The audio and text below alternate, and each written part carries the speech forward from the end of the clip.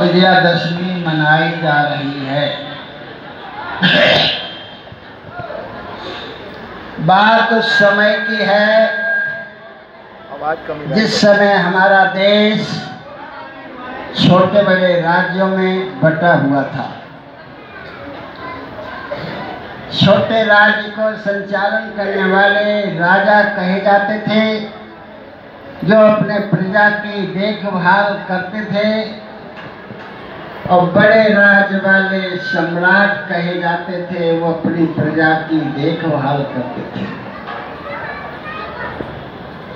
तो एक मगध राज था, जहाँ का रहने वाला सम्राट अशोक था।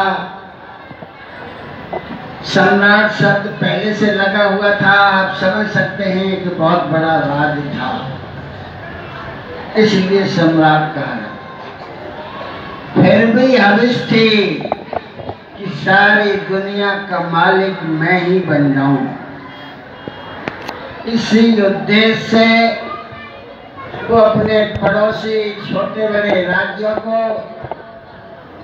आक्रमण करके, उन्हें जीत करके अपने राज्य में मिला लेना चाहता था। पड़ोस में एक कलिंग राज था। कलिंग राज की जनता बुद्ध में आस्था रखती थी, श्रद्धा रखती थी, बुद्ध के अनुयायी थे। कलिंग नरेश भी बुद्ध के अनुयायी थे, बुद्ध में श्रद्धा रखते थे। अशोक सम्राट ने कलिंग को भी जीतने के लिए कई प्रयास किए, लेकिन कलिंग को जीत ना सका। भाई यही चिंता अशोक सम्राट को सता रही थी कि जब तक मैं कलिंग को ना जीत लूं, मुझे चैन नहीं। कलिंग को जीतने के लिए अशोक सम्राट ने एक विशाल सेना तैयार की। हथियारों का जखीरा इकट्ठा किया। जब पूर्ण रूप से आश्वस्त हो गया कि हमारी विशाल सेना के सामने कलिंग की मुट्ठी भर सेना अब टिक ना सकेगी, तो अचानक एक दिन आक्रमण कर दिया कलिंग पर। कलिंग के सेनापति ने कलिंग नरेश को सूचना दी कि महाराज, अशोक सम्राट ने कलिंग पर आक्रमण कर दिया है। कि आक्रमण कर दिया है? कि हाँ महाराज, आक्रमण कर दिया है। तो फिर इंतजार किस बात का? युद्ध करो। युद्ध का नक्कारा बजा दिया गया। कलिंग की सारी सेना अपने हथियारों को उठा करके युद्ध के मैदान में भागने लगी। और सेना ही नहीं, कलिंग के जो भी नागरिक थे, कलिंग की रक्षा के लिए जिसके हाथ में जो भी बड़ा कुल्हाड़ी, लाठी, जो भी हथियार पड़ा, उठाते गए और युद्ध के मैदान में भागते गए। घमासान युद्ध हुआ कलिंग की सेना के साथ। कई दिन तक युद्ध चलता रहा। दोनों तरफ से खून खराबा होता रहा। युद्ध थमने का नाम नहीं ले रहा था। लेकिन अशोक सम्राट अपने कैंप में बेचैन टहल रहा था। क्या कई दिन हो गए युद्ध को चलते हुए, लेकिन कोई अच्छी सूचना नहीं मिली। उसी दरमियान एक अशोक का सिपाही कलिंग के कैंप में प्रवेश करता है। कहता है, महाराज की जय हो।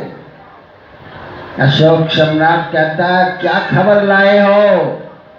कि महाराज, कलिंग नरेश युद्ध में काम आ चुके हैं। लेकिन अभी हम महल पर, अपने किले पर अपना ध्वज नहीं फहरा सके। और काम आते भी क्यों नहीं? कोई भी राजा है, जब उसकी रक्षा करने वाली सेना नहीं रहती है तो फिर राजा भी मारा जाता है। कलिंग की सिपाही अपने राजा को बचाते रहे, रक्षा करते रहे, लेकिन जब सारे मारे गए तो कलिंग नरेश भी मारा गया। ये सोचना जब अशोक सम्राट को मिली तो संतुष्टि तो हुई, लेकिन पूरी नहीं। अशोक सम्राट ने कहा, चिंता का कोई विषय नहीं, कल युद्ध का नेतृत्व मैं स्वयं करूंगा। कलिंग नरेश दूसरे दिन अपनी सेना को लेके किले के फाटक पर डट गए। उधर कलिंग नरेश की बेटी पद्मावती, जब कलिंग में कोई पुरुष नहीं बचा तो महिलाओं को इकट्ठा किया और बोली, माताओं बहनों, तुम्हारे पति युद्ध में काम आ चुके हैं, तुम्हारे पुत्र युद्ध में काम आ चुके हैं, तुम्हारे भाई युद्ध में काम आ चुके हैं। अब तुम क्या करोगी जी करके? इससे अच्छा है कि कलिंग की रक्षा के लिए अपने दुश्मन अशोक सम्राट को युद्ध में लड़कर के सबक सिखा दो। महिलाओं में जब जोश भरा पद्मावती ने तो सारी महिलाएं तैयार हो गई। महिलाओं ने मर्दाने कपड़े पहने, हथियार संभाले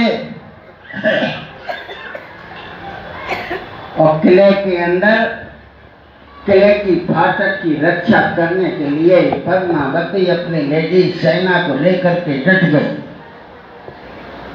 उधर अशोक सम्राट उस किले के फाटक को तोड़ रहा था कि फाटक टूटे और हमारी सेना अंदर घुसे और हम किले पर चढ़ करके अपना ध्वज फहराएं। जैसे ही फाटक टूट करके गिरा, पद्मावती की वो लेडी सेना जैसे टिड्डी पहाड़ को फोड़ करके निकलती है, ऐसे वो लेडी सेना पद्मावती की महल से बाहर निकली और अशोक सम्राट को ललकारा कि अशोक सम्राट कौन है, हमारे सामने आए। अशोक सम्राट ने जब देखा कि क्या मुझे इनसे भी युद्ध करना पड़ेगा, और इनसे यदि मैं युद्ध करता हूं तो कौन हमें सम्राट कहेगा, और यदि मैं इनसे युद्ध नहीं करता हूं तो आज भी जीत करके हार गया।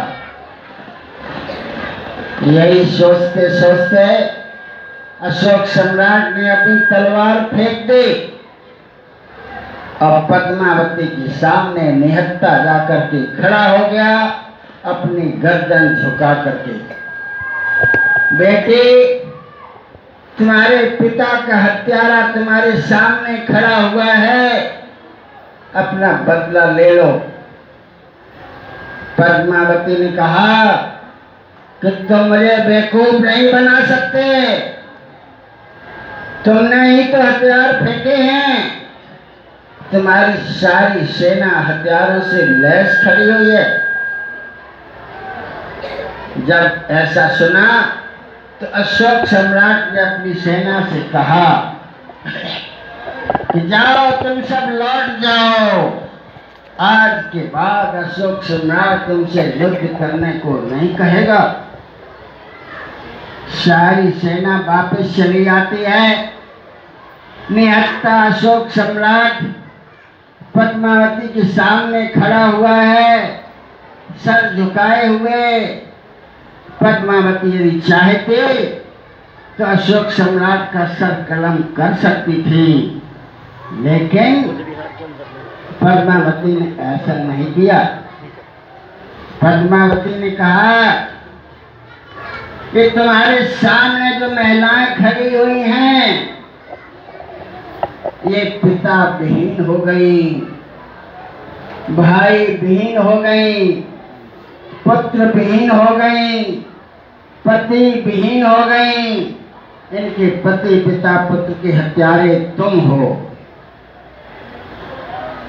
तुमने इनके पिता पति पुत्र का कत्ल किया है, इसलिए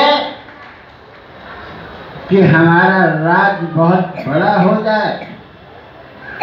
इसलिए कलिंग के तुम्हारे सामने पुरुष जो खून से लथपथ पड़े हैं, कलिंग की धरती जो खून से तुमने रंगी है, बताइए इसमें क्या बोओगे, क्या उगाओगे? इस खून सी धरती में आप क्या बोएंगे? मिला लो इसको अपने राज में, तुम्हारा बहुत बड़ा राज हो जाएगा। तो अशोक सम्राट बोला, बस बेटी और नहीं सुना जाता। पद्मावती वापस चली आती है। अशोक सम्राट ने इस समय देखो बंदे का नाम याद तो दिलाएगा है? चलो जो भी योग्य भिक्षु को ढूंढ करके और उन्होंने हमेशा हमेशा के लिए बौद्ध धर्म स्वीकार कर लिया। वो आज का दिन था। आज के दिन अशोक सम्राट ने हथियार त्याग करके बौद्ध धर्म स्वीकार किया था। यानी हिंसा पर अहिंसा की विजय हुई। इसलिए आज के दिन को अशोक विजयादशमी कहते हैं। और फिर अशोक सम्राट ने सारा खजाना बौद्ध धर्म के प्रचार प्रसार में खर्च किया।